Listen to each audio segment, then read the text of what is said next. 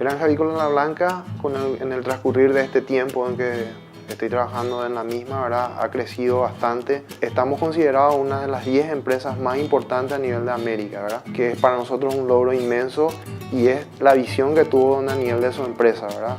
Él siempre estuvo muy detrás nuestro en todo lo que implicaba el trabajo de campo, el trabajo con el personal técnico, la capacitación, la honestidad en el desarrollo de nuestras tareas, ¿verdad? Porque eso no consiste solamente en manejarse de una manera, sino que es un estilo de vida, ¿verdad? Nosotros tenemos una dependencia altísima del factor humano. El trabajo que ellos desarrollan en el campo es el producto que finalmente los paraguayos tienen en sus mesas y es también lo que extranjeros disfrutan, ¿verdad?